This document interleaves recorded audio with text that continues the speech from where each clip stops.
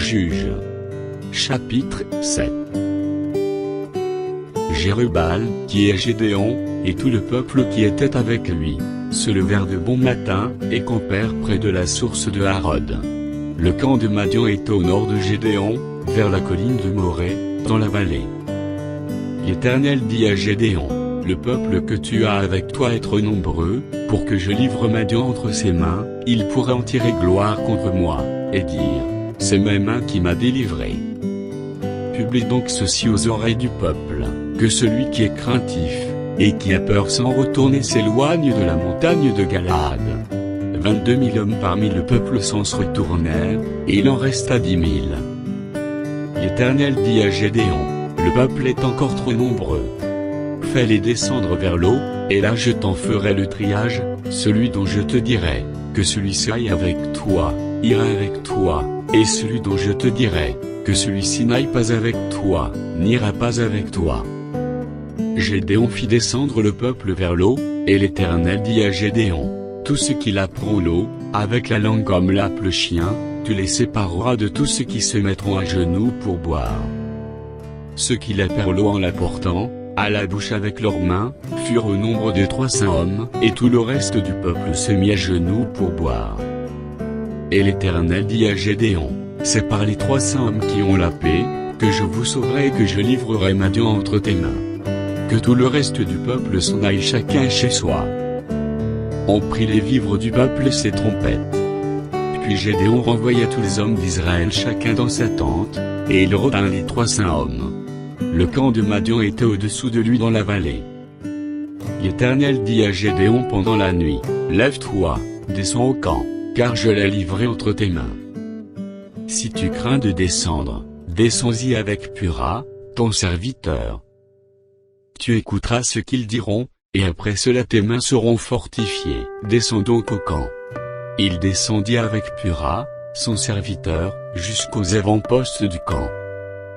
Madian, Amalek, et tous les fils de l'Orient, étaient répandus dans la vallée, comme une multitude de sauterelles, et leurs chameaux étaient innombrables comme le sable, qui est sur le bord de la mer. Gédéon arriva, et voici, un homme racontait à son camarade un songe. Il disait: j'ai eu un songe, et voici, un gâteau de pain d'orge, roulait dans le camp de Madian, il est venu heurter jusqu'à la tente, et elle est tombée, il l'a retournée sans dessus-dessous, et elle a été renversée. Son camarade répondit, et dit: ce n'est pas autre chose que l'épée de Gédéon, fils de Joas, homme d'Israël. Dieu a livré entre ses mains Madian et tout le camp.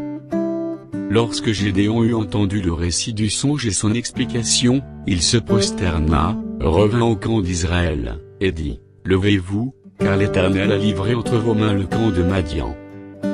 Il divisa en 3 corps les 300 hommes, et il leur remit à tous des trompettes et des cruches vides, avec des flambeaux dans les cruches. Il leur dit: vous me regarderez et vous ferez comme moi.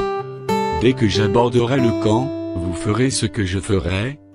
Et quand je sonnerai de la trompette, moi et tous ceux qui seront avec moi, vous sonnerez aussi de la trompette tout autour du camp, et vous direz: pour l'Éternel et pour Gédéon.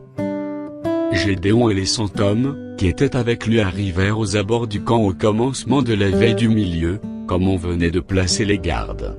Ils sonnèrent de la trompette, et brisèrent les cruches qu'ils avaient à la main. Les 3 corps sonnèrent de la trompette, et brisèrent les cruches, ils saisirent de la main gauche les flambeaux et de la main droite les trompettes pour sonner, et ils s'écrièrent: épée pour l'Éternel et pour Gédéon. Ils restèrent chacun à sa place autour du camp, et tout le camp se mit à courir, à pousser des cris, et à prendre la fuite. Les 300 hommes sonnèrent encore de la trompette, et, dans tout le camp, l'Éternel leur fit tourner l'épée les uns contre les autres. Le camp s'enfuit jusqu'à Beth-Shitta vers Tsréra, jusqu'au bord d'Abel-Mehola près de Tabat. Les hommes d'Israël se rassemblèrent, ceux de Nephtali, d'Azer et de tout Manassé, et ils poursuivirent Madian. Gédéon envoya des messagers dans toute la montagne d'Éphraïm, pour dire: descendez à la rencontre de Madian, et coupez-leur le passage des eaux, jusqu'à Beth-Bara et celui du Jourdain. Tous les hommes d'Éphraïm se rassemblèrent et ils s'emparèrent du passage des eaux jusqu'à Beth-Bara, et de celui du Jourdain. Ils saisirent deux chefs de Madian, Oreb et Ziob, ils tuèrent Oreb au rocher d'Oreb, et ils tuèrent Ziob au pressoir de Ziob. Ils poursuivirent Madian, et ils apportèrent les têtes d'Oreb, et de Ziob à Gédéon de l'autre côté du Jourdain.